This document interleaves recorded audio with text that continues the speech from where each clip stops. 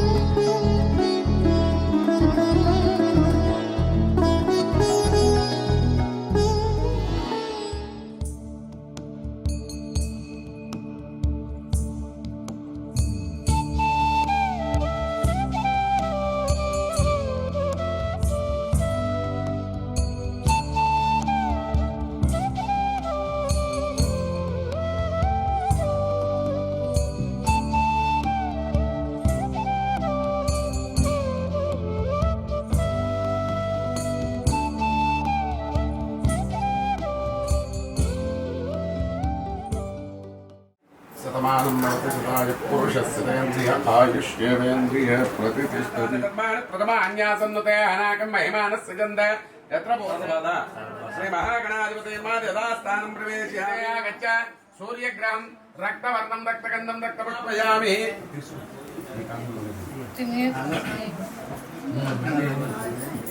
चंद्र हरिष्ठेतु संप्राप्त चंद्र पूजां च कारयेत् चंद्र ज्ञानं प्रवक्ष्यामि मम मेरुमृदक्षे कुर्वाणम् अधिदेवता पितृदेवता सहित आग्नेय दिग्भागे समचतुरस्रमण्डले कांस प्रतिमा रूपेण चंद्रग्रामा भव वरदो भव सुमुखो भव सुप्रसन्नो भव स्थिरासनं कुरु ममान पूजां च कारयेत् पूजा ध्यानं च प्रतिमा रूपेण अंगारकग्रामावाहयामि स्थापयामि पूजयामि सन्निधापयामि पीडोप शान्तये ओम वक्तजस्याः अस्माकमस्तु केवलः ओम वर्त्रमनुत्वमे पायिसोमं यदा सारिते व्यवस्थस्य तव प्रणीते तव सूरसन्मान ना विवासन्ति कवयस्तु यज्ञः ओम भूर्भुवस्सुवः शुक्रग्रामावाहयामि स्थापयामि पूजयामि सन्निधापयामि स्थिरो भव वरदो भव सुमुखो भव सुप्रसन्नो भव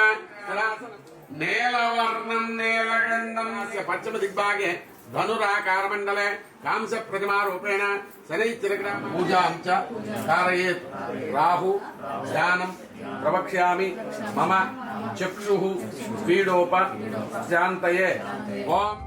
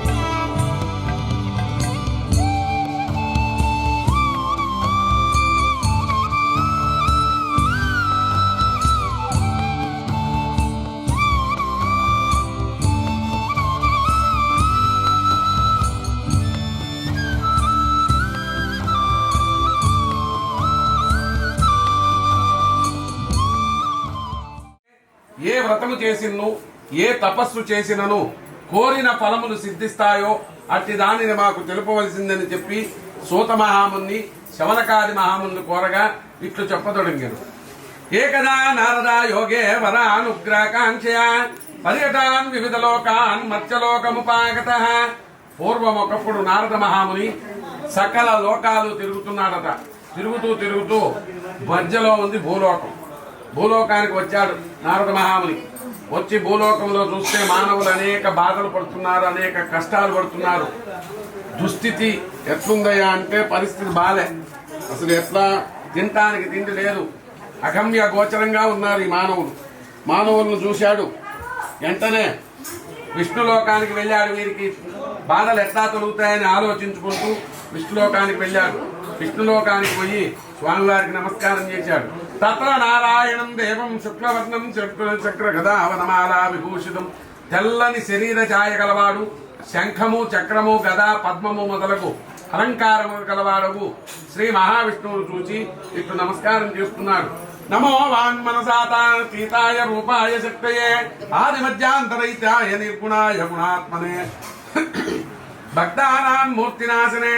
మనస్సుతో ఊహించుటకు గాని వాక్కుతో వివరించి చెప్పుటకు గాని శక్యము గాని అతీతమైన రూపము గలవాడా, ఆది మధ్యాంతరహితుడు అయినటువంటి నిర్గుణుండవైనటువంటి భక్తుల బాధలను తొలగించునట్టి ఓ శ్రీమన్నారాయణ నీకు భక్తితో నమస్కారం చేస్తున్నానయ్యా అని చెప్పి నమస్కారం చేశాడట.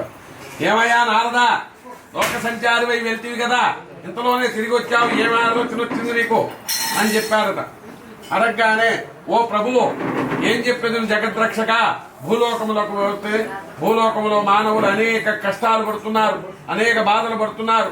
వారికి ఆ కష్టములు ఎట్లా తొలుగుతాయి, అందుకేదైనా ఉపాయం ఉంటే అనుగ్రహించవలసింది అని చెప్పి కోరుకున్నాడట.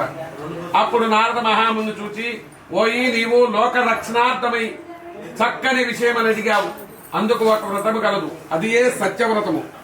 ఆ వ్రతమును ఎవరైతే భక్తి శ్రద్ధలతో ఆచరిస్తారో ఇహలోకములో సకలైశ్వర్యములు పొందిన వారై పుత్రవంతుండై బ్రతికి ఉన్నంత కాలము సకల సుఖములు అనుభవించి అంచమున మోక్షములు పొందుతారు అని చెప్పారట. చెప్పగానే ఓ ప్రభు ఆ వ్రతం చేస్తే బానే ఉంది, ఆ వ్రతం చేయటానికి అసలు ఏమేం చేయాలి? వ్రతం చేయమన్నావు, ఇహలోకంలో సకలోకాల్లో అన్ని బానే ఉన్నాయి, మరి ఏమిటి వ్రతం ఎట్లా చేయాలి అంటే సూర్యోదయమునకు పూర్వమే నిద్రమేలు కాంచి నిత్య కృత్యములు నెరవేర్చుకుని స్నాన సంధ్యాదులు అనుష్ఠానములు యథాప్రకారముగా నిర్వర్తించుకుని శుచి అయి నిత్యల భక్తితో ఓ దేవాది దేవా సత్యనారాయణ ప్రభు ఈ రోజు తప్పక నీ వ్రతాన్ని చేస్తానయ్యా అని చెప్పి తమ మనస్సులో సంకల్పించుకుని మరలా మధ్యాహ్న కాలం కూడా కర్మానుష్ఠాంగములు నెరవేర్చుకుని రాత్రి ప్రారంభ కాలంలో ఈ వ్రతాన్ని చెయ్యాలయ్యా. ఈ వ్రతము చేయవారు పూజా స్థలమును గోమయముతో అలికి, ఈ విధంగా ఆవు పేడతో అలికి, దానిపై గోమయముతో అలికి, దానిపై 5 రంగుల చూర్ణములతో ముగ్గులు పెట్టి దాంట్లో ఒక కలశమును ఉంచవలేదు. ఆ కలశమును వెండితో గాని రాగితో గాని తొదకు ఎత్తడి లేదా మట్టితోనైనా చేయించాలి. మా ఇంట్లో రాగి చెంబు లేదా అయ్యగారంటే వెండి చెంబు లేదంటే రాగి చెంబు ఉందా అమ్మా అని అడుగుతాం. అది లేదనుకో ఇత్తడి చెంబు ఉందా అంటాం. ఇత్తడి చెంబు కూడా లేదంటే మట్టి గురుగు ఉందా అని అడుగుతాం. అది కూడా పెట్టవచ్చు. అది ఈ విధంగా చేసిన తర్వాత ఆ కలశం మీద మరలా సత్యనారాయణ స్వామి ప్రతిమను ఉంచవలేను. ఆ ప్రతిమను ఒక కలశము బంగారముతో గాని అర్ధ కలశము బంగి అభిషేకము గావించి మండపమును ఉంచవలేను. ఆ మండపములో ముందుగా విఘ్నేశ్వర పూజ చేయవలను. మనం ఇందాక ఫస్ట్ చేసుకుంది అదే. తర్వాత లక్ష్మీదేవిని విష్ణుమూర్తిని వాళ్ళని ఆహ్వానం చేశాం. ఆ తర్వాత అష్టదిక్పాలకులను నవగ్రహములను అన్ని దిక్కుల యందు ప్రతిష్ఠించి పూజ చేయవలేను. ఆ తర్వాత కలశానికి పూజ చేయాలి. తరువాత సత్యనారాయణ స్వామి పూజ చేసి పిదప స్వామికి ప్రీతిగా నృత్య గీత వాయిద్యములు జరిపించి ఇహలోకములో సకలైశ్వర్యములు పొందుతారు. ఈ వ్రతము చేయవారు బ్రాహ్మణులను బంధువులను పిలుచుకుని వచ్చి యథావిధిగా సత్యనారాయణ వ్రతమును ఆచరించి అంతిమున మోక్షమును పొందుతారు. ఇది స్కాంద పురాణే రేవాఖండే సత్యనారాయణ వ్రతకథాయాం ప్రథమోధ్యాయ సమాప్త. శ్రీమద్ రమణ గోవిందో.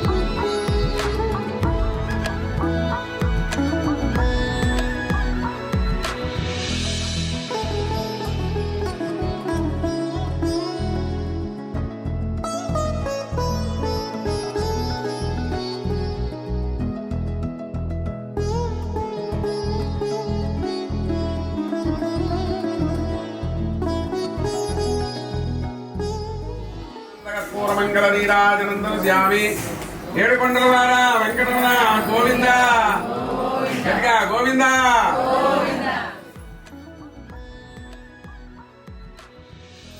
ఏడుకొండల వార వెంకటరమణ గోవింద చతుర్థోధ్యాయ ప్రారంభ.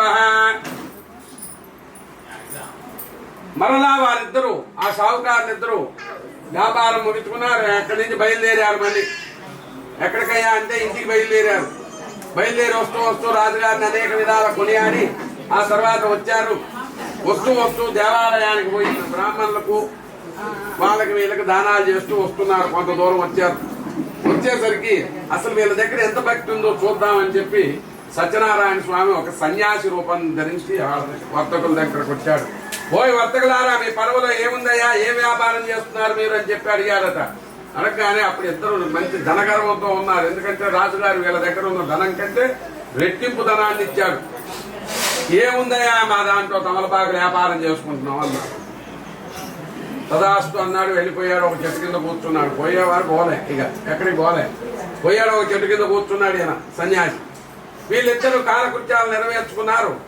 ఇంతలో గాలిదుమ్మ వచ్చింది. ఈ ఆకులన్నీ కొట్టుకుపోతుంది. డబ్బులకు బదులు ఆకులే ఉండే. ఇప్పుడు పడవ పైకి నీళ్ళు ఉన్నాయి. ఏముంది మరి బరువు ఉంటే ఇది ఏదైనా మునుగుతుంది, బరువు లేని ఏం మునుగుతుంది. అందుకని వచ్చి చూసేసరికి ఏమీ లేవు, తమలపాకులు తప్ప ఏమీ లేవు దాంట్లో. ఇద్దరు మూర్చిల్లారు. కొంతసేపటికి తెలివి తెచ్చుకున్నారు. విలపించసాగారు.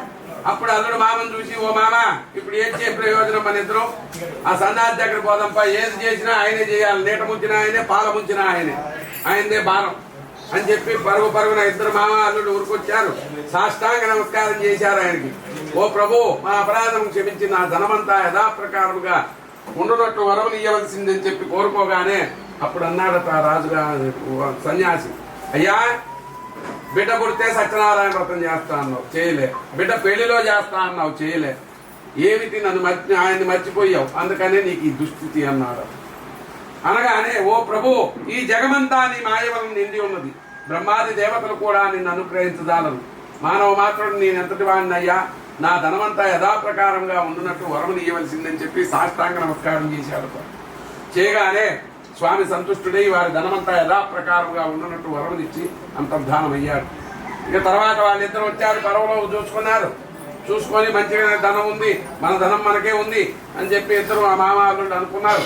ఇద్దరు పడవలు వేసుకున్నారు, బయలుదేరారు. కొంత దూరం పోయిన తర్వాత మళ్ళీ ఒక దూతను పంపించారు. వాళ్ళ రాకను భార్యాపుత్రికలకు తెలిపి రమ్మని పంపించగానే ఇంటికి పోయేసరికి ఆ దూత కళావతి వ్రతం చేస్తూ ఉండగా లీలావతిని చూసి, అమ్మా నీ భర్త అల్లుడు వస్తున్నారు, త్వరగా మీ ఇద్దరిని రేవు దగ్గరికి రమ్మన్నారు అని చెప్పగానే అది విని లీలావతి ఏం చేసింది, అమ్మాయి నువ్వు సత్యనారాయణ వ్రతం అంతా పూర్తి చేసి ముత్తైదువులందరికీ పసుపు కుంకాలు తీర్థ ప్రసాదాలు తీసుకో, అందరికీ ఇవ్వు, త్వరగా రేవు దగ్గరికి రా, నేను ముందుగా మీ నాన్నగారు అల్లుడు గారు వస్తున్నారట, ముందుగా రేవు దగ్గరికి వెళ్తాను నేను అని చెప్పి బయలుదేరి వెళ్ళిపోయింది. ఆమె పోగానే కుమార్తె పూజ అంతా సవిస్తారంగా చేసింది. ముత్తైదువులందరికీ పసుపు కుంకాలు ఇచ్చింది, వాళ్ళందరికీ తీర్థ ప్రసాదాలు ఇచ్చింది. భర్తను చూసే తొందరలో తాను మర్చిపోయింది. ఎందుకంటే పాపం 8వ ఏట పెళ్ళి అయింది. వాడి ముఖం కూడా చూడలే ఈ అమ్మాయి. ఎంగేజ్మెంట్లు ఇవన్నీ ఏం లేవు అప్పట్లో. కత్తి కంకణం కట్టి భాషకం కట్టి తాడి కట్టమే, అదే పెళ్లి. కత్తికే అన్ని, వివాహం అదే. ఈ విధంగా పోయేసరికి పాపం కుమార్తె అంతా మర్చిపోయింది. వచ్చింది వెనక వస్తూనే మునిగిపోయాడు అల్లుడితో సహంగా. పడవంతా మునిగిపోయింది. అంతా విలపించసాగారు. అప్పుడు ఆమె అతని పాదుకలు అంటే పావుకోళ్ళు, మనం ఇప్పుడు చెప్పులు వేసుకొని ఎట్లా తిరుగుతామో అప్పుడు వాళ్ళు పావుకోళ్ళు వేసుకొని తిరిగి రాజుల కాలం. ఆ పావుకోడు తీసుకుంది, ఎత్తున పెట్టుకుంది, సహగమనం చేస్తా అని దూకపోయింది. దూకపోయేసరికి షావుకారు అన్నాడు, అమ్మాయి ఆగు, స్వామికి నమస్కారం చేద్దాం, ఆయనే కరుణిస్తాడు అని చెప్పి నమస్కారం చేశాడు. సాష్టాంగ నమస్కారం చేసేసరికల్లా ఆకాశం నుండి ఒక 4 మాటలు వెలువండి, ఓయ్ వర్తకుడా, నీ కుమార్తె పూజంతా సవిస్తారంగా చేసింది, ముత్తైదువులకు పసుపు కుంకాలు ఇచ్చింది, భర్తను చూసే తొందరలో తీర్థ ప్రసాదాలు తీసుకోలేదయ్యా. ఆమె ఇంటికి పోయి మన పునఃపూజ చేసుకుని తీర్థ ప్రసాదం తీసుకొని వచ్చినట్టయితే అంతా శుభమే కలుగుతుందని చెప్పగానే అది విని పరుగున ఇంటికి వచ్చింది కళావతి. మళ్ళా పునఃపూజ చేసుకుంది, తీర్థ ప్రసాదాలు తీసుకొని రేవు దగ్గరకు వచ్చేసరికి భర్త నావతో కూడా పైకి తేలి ఉన్నాడు. ఇది అంతయు చూసి తీరమందు ఉన్న వారంతా చాలా సంతోషించి ఇక ఆ తరువాత వారంతా కలిసి సత్యనారాయణ వ్రతం చేసుకుని అక్కడనే బయలుదేరి ఇంటికి వచ్చారు. అది మొదలు ఆ వర్తకుడు ప్రతి నెలా విడువక సత్యనారాయణ వ్రతం ఆచరించారు. స్కాంద పురాణే రేవాఖండే సత్యనారాయణ వ్రత కథాయాం చతుర్థోధ్యాయ సమాప్త. శ్రీమద్ రమణ గోవిందో.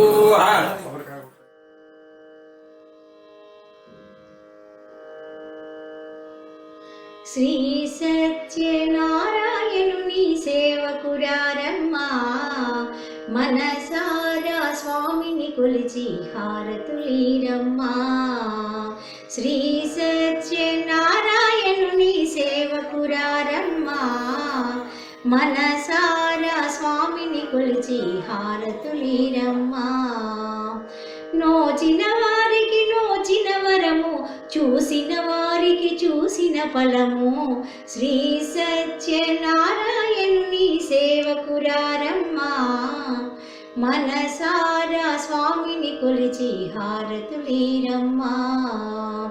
స్వామిని పూజించే చేతులు చేతులట, ఆ మూర్తిని దర్శించే కనులే కన్నులట. తన కథ వింటే ఎవరికైనా జన్మ తరించునట. శ్రీ సత్యనారాయణుని సేవకురారమ్మా, మనసారా స్వామిని కొలిచి హారతులీరమ్మా. ఏ వేళైనా ఏ శుభమైనా కొలిచే దైవం ఈ దైవం. అన్నవరంలో వెలసిన దైవం, ప్రతి ఇంటికి దైవం.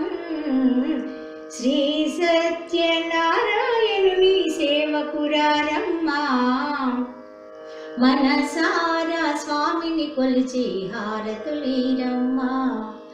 అర్చన చేదామా, మనసు అర్పణ చేదామా. స్వామికి మదిలోనే కోవిల కడదామా. 10 కాలాలు పసుపు కుంకుమలు ఇమ్మని కోరేమా. శ్రీ సత్యనారాయణుని సేవకురారమ్మా, మనసారా స్వామిని కొలిచి హారతులీరమ్మా. మంగళమనరమ్మా, జయ మంగళమనరమ్మా. కరములు జోడించి శ్రీ చందనమలరించి. మంగళమనరే సుందరమూర్తికి వందనమనరమ్మా. శ్రీ సత్యనారాయణుని సేవకురారమ్మా, మనసారా స్వామిని కొలిచి హారతులీరమ్మా. మనసారా స్వామిని కొలిచి హారతులీరమ్మా.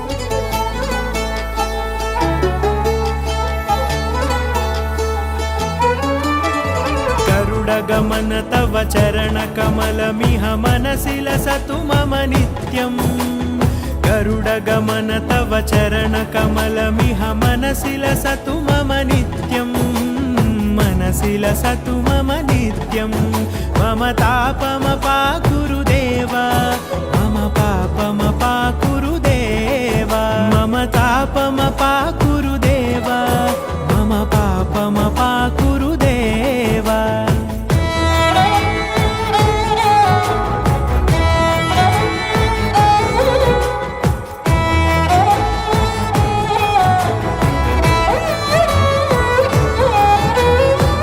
जनयन विधि नमुचिहरण मुख विबुध विनुत पद पद्मा जल जनयन विधि नमुचिहरण मुख विबुध विनुत पद पद्मा विबुध विनुत पद पद्मा मम तापमपाकुरु देव मम पापमपाकुरु देव मम तापमपाकुरु देव मम पापमपाकुरु देव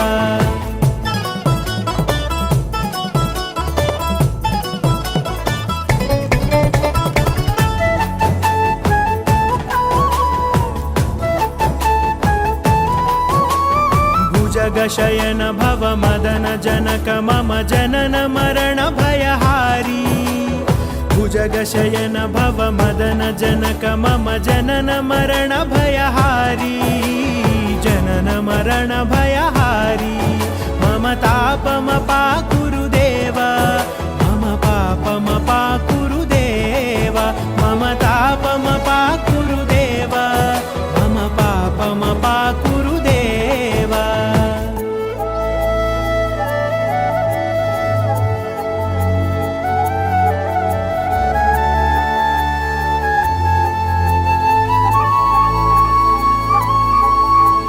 शङ्खचक्रधर दुष्टदैत्यहर सर्वलोकशरणा शङ्खचक्रधर दुष्टदैत्यहर सर्वलोकशरणा सर्वलोकशरणा मम तापमपाकुरु देव मम पापमपाकुरु देव मम तापमपाकुरु देव मम पापमपाकुरु देव